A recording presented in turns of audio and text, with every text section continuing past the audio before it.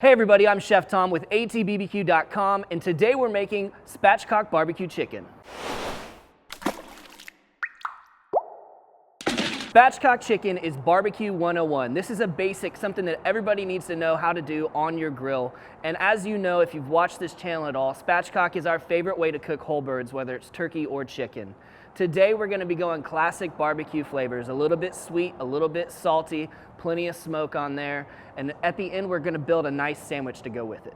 All right, for the spatchcock method, you're going to start with a whole bird and cut out the backbone so that we can lay it flat to cook it. You're going to need a nice pair of shears. These Victorinox ones are pretty good. I really love these Wusthof ones, but you just need something that's strong enough, some sort of poultry shear that's strong enough to cut alongside this backbone. Flip that around and come back the other way.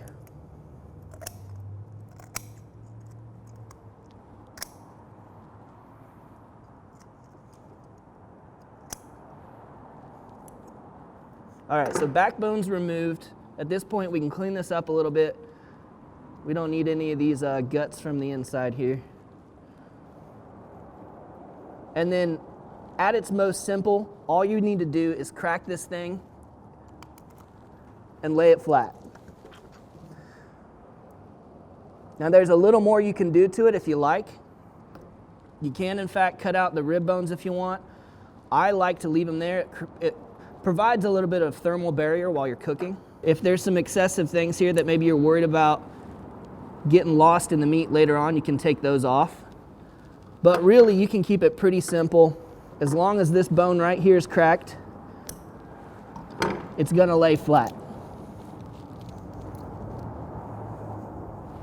Now at this point you've got options. You can go ahead and do a brine or a marinade, or you can skip it all together. Now if I'm skipping the brine or marinade, I'm probably going to cook this on a sheet pan so I can catch those juices and work them back into the meat at the end. But today we're going to be cooking this on the Kamado Joe, and I'm actually going to go direct, so I want to put it right on the grates, and that way we get some nice flavor and aroma that comes from dripping into those coals. And since we're going to lose a little bit more moisture that way, I'm going to add the moisture back in the form of a marinade. All right, I'm going to start by putting the bird into our briner bucket. And then I'm going to pour in some Sweetwater Spice Chipotle Apple Brine. Now this works with salt and marinade, acid marinade as well. So equal parts water and the brine bath.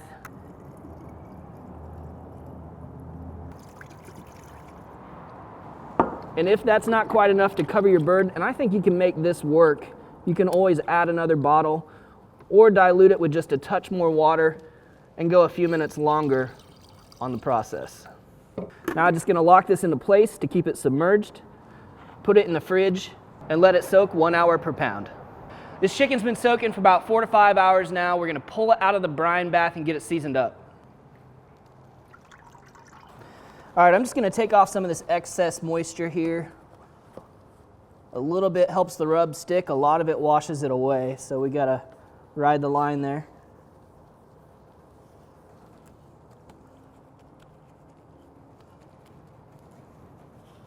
All right, so we've been able to impart some salt, some of that apple juice, some of the chipotle flavor, which is going to help this stay nice and tender, super juicy, and give it some great flavors.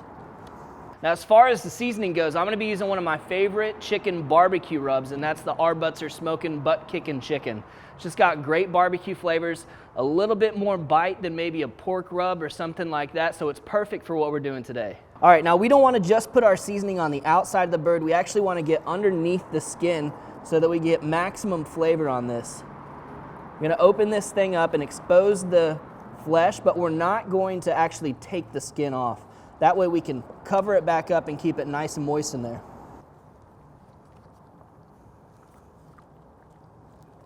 And we're going to do the same thing on the breast here. So you just want to work your fingers underneath.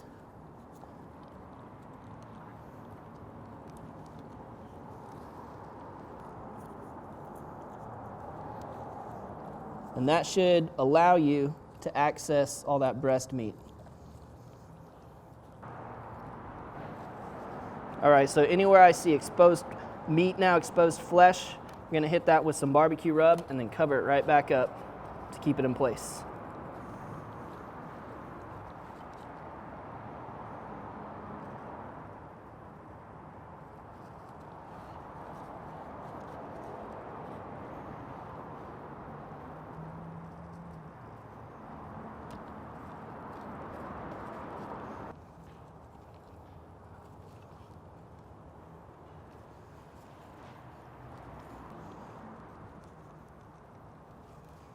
All right, so I'm gonna cover this breast back up. That way this skin, the fat from the skin can kind of melt over the meat as we cook it. At this point, I'm just gonna look for any place I see some exposed meat, like right back here on the top of the breast. Maybe we got a little bit of thigh action down there.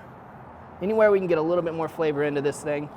And of course, if you wanna season the skin, if you plan to eat the skin later, that's cool. Go ahead and hit that on there too. Today we're actually going to be shredding most of this meat to create ourselves a nice pulled chicken sandwich. Last thing before we hit the grill, just want to tuck these wings back so that they hold in nice and tight and don't get too overdone as we're waiting on the breasts and the thighs to finish cooking. Today we're cooking this on the Kamado Joe Classic Joe II. It's a great charcoal grill. We've got our coals banked to the back and we're leaving it open for direct grilling, although we are creating sort of an indirect space by banking those coals. Now we've got a small, hot coal bed that's pushed to the back, and we're gonna be running this at about 325 degrees at the grate. And just before we get the bird on here, we want to put a couple chunks of our kiln-dried cherry wood in here to add a little extra smoke flavor. So we'll place our chicken kind of on the front half of the grill. And we've got all this hot ceramic down below, so as this thing cooks and drips, some of that aroma and some of that flavor is going to come back in the form of steam and really should give us a nice flavor from the charcoal fire today.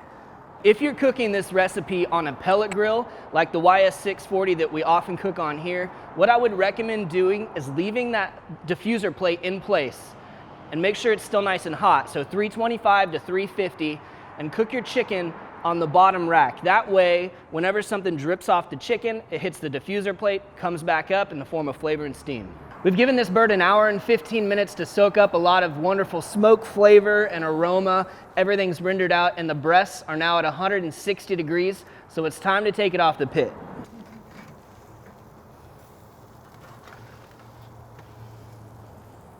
Great color, nice crispy skin.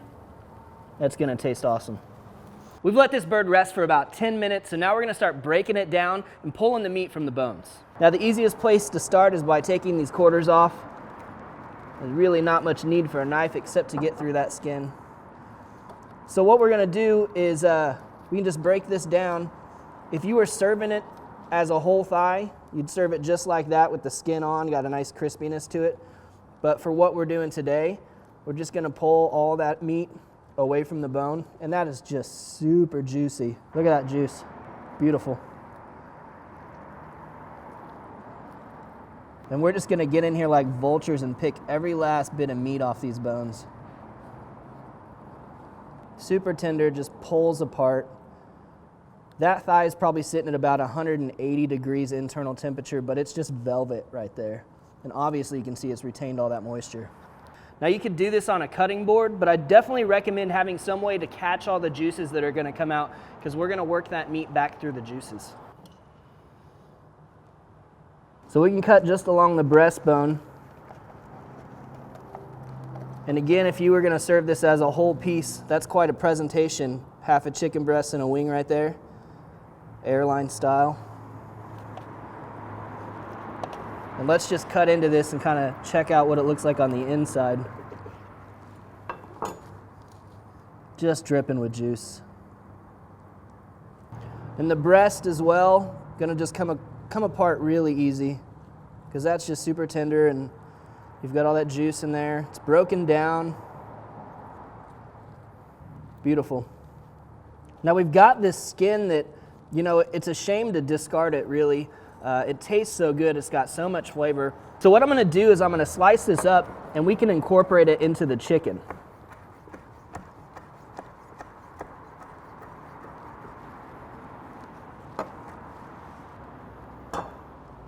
All right, that's a pretty good sized pile of meat for a 5-pound bird. It's gonna give you quite a few sandwiches. I'm gonna get a taste of this before we build our sandwich.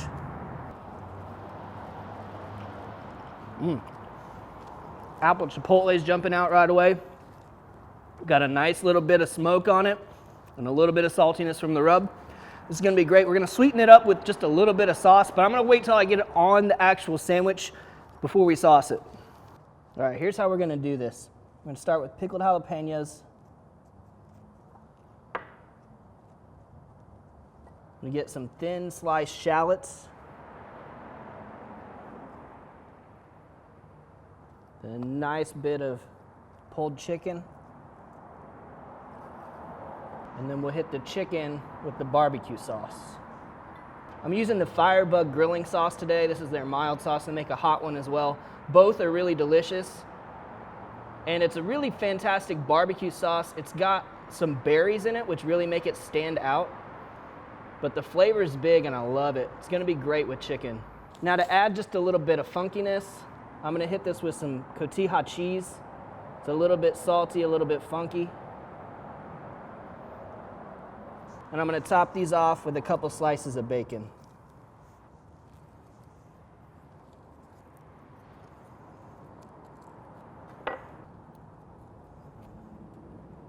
Boom, there's our Spatchcock barbecue chicken sandwich.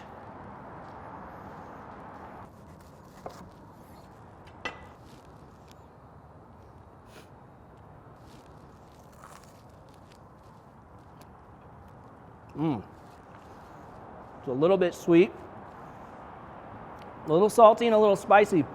And as far as textures go, there's a plethora of them to choose from, right? I mean, we've got this tender chicken.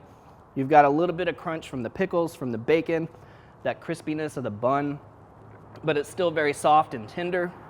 This is a really fantastic barbecue sandwich, but it's really all about that Spatchcock barbecue chicken. So check it out. Please give it a try and let me know what you think. Thanks so much for watching. To purchase the products featured in today's video, you can go to atbbq.com or check out the direct links in the video description. If you enjoyed the video, please hit that subscribe button. And if you have any questions or comments, or there's anything you'd like to see me cook, let me know in the comment section down below. For more recipes, tips, and techniques, head over to thesauce.atbbq.com. All things barbecue, where barbecue legends are made.